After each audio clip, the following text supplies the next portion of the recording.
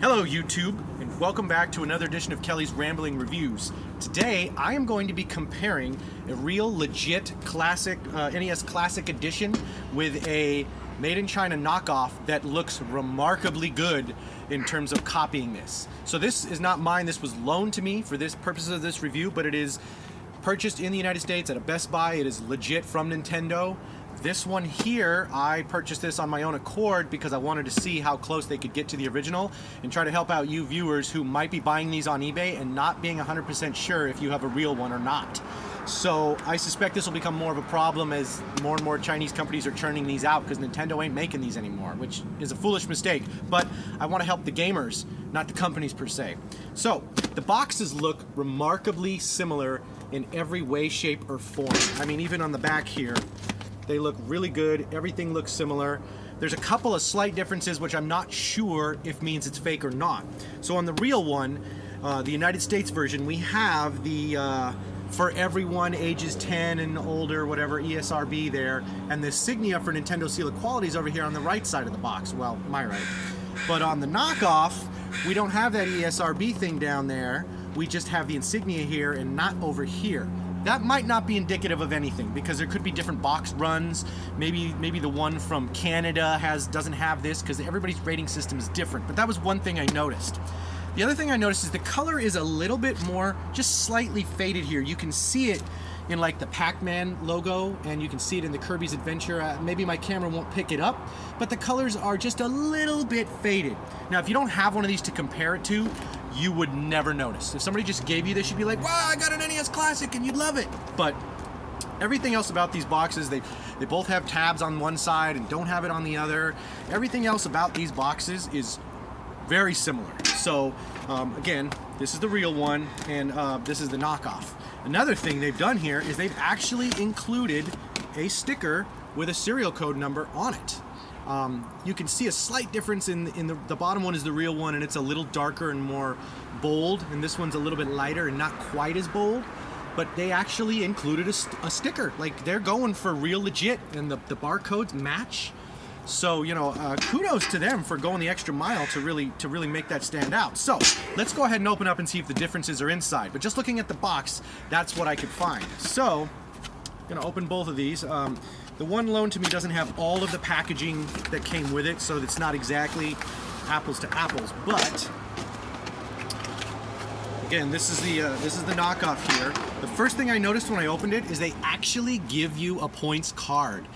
I don't care if you want to steal my points because I'm pretty sure this is the same points card in every single one of these. I don't know how they could make a valid points card, so it's probably just a photocopy of somebody's points card from their system. But I mean, it looks legit. The printing quality on it is pretty good. The other points card in here, I've got it backwards because I don't want my friend's points to be given up, but it's the exact same points card. So I was kind of blown away by that. They also give you the same fold out.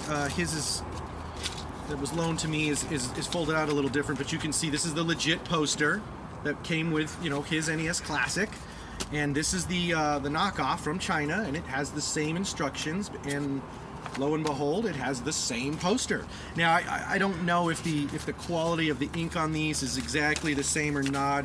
I wouldn't be surprised if his is a little darker. I think this one's a little more faded if you look at the handpiece, and this one's a little darker. So that doesn't surprise me, but just seeing a full color printout poster was kind of cool. Like, I mean, in terms of if you don't expect that kind of quality run from, you know, a knockoff. And then it's got the other little warranty, whatever, paperwork in there. So yeah, I was kind of blown away that they went that far to do that much. So moving on, we have the system itself. Again, my friend's doesn't have the bag that comes with it.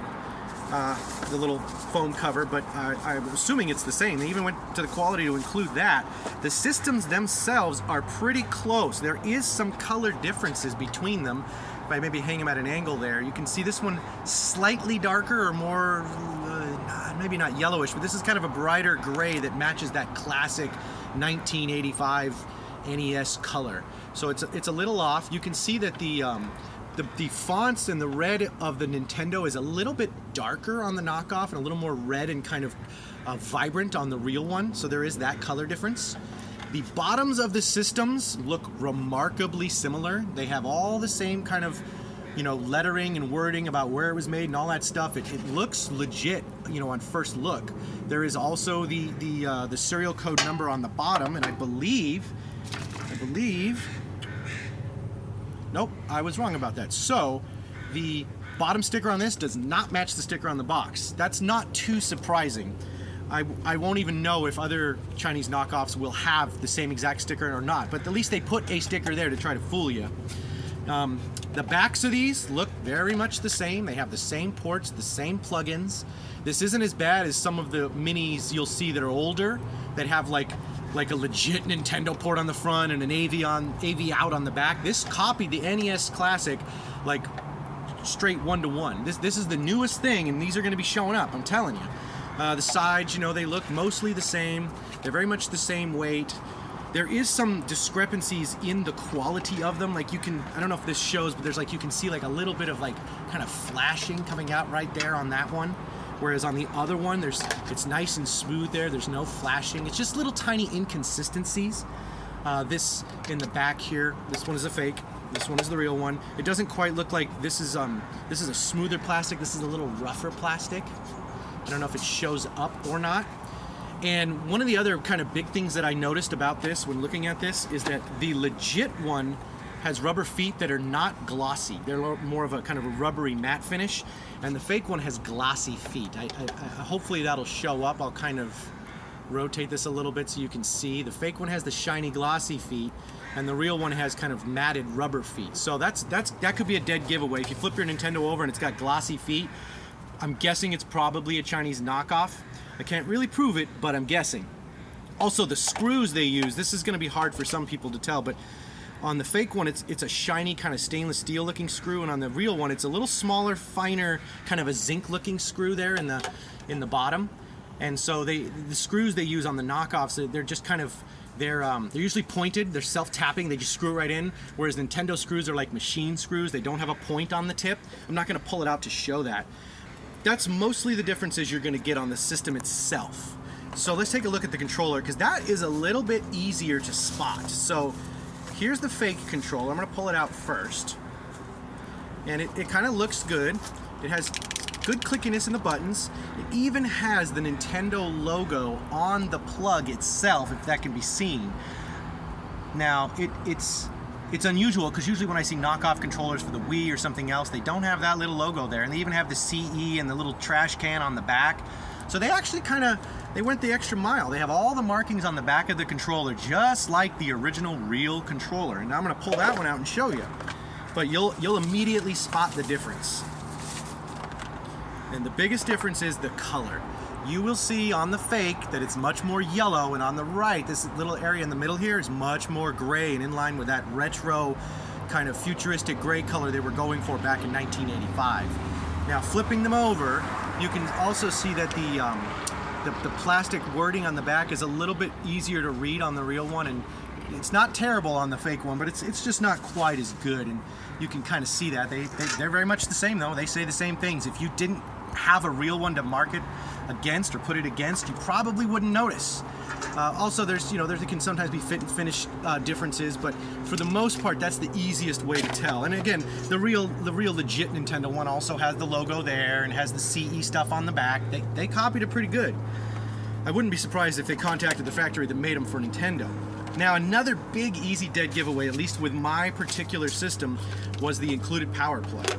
So this is the real one that came with my friends, I believe, anyways. It says light on. This might be one he just put in there, but let's assume that it's something as good as this. The one that came with the knockoff that I bought here doesn't look anything like that. It's a little bit smaller, thinner.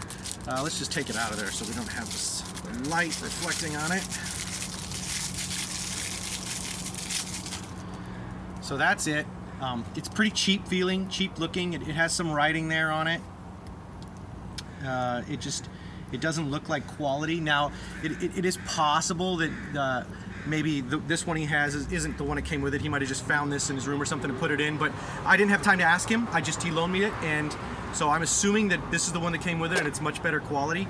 Either way, you know, if yours looks like this, it's probably a knockoff, because I can't believe Nintendo would include a power adapter like this, and you know, it just doesn't look very quality.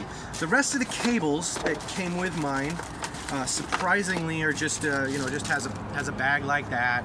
You know, just your basic HDMI cable. I don't believe it says Nintendo anywhere on it. And the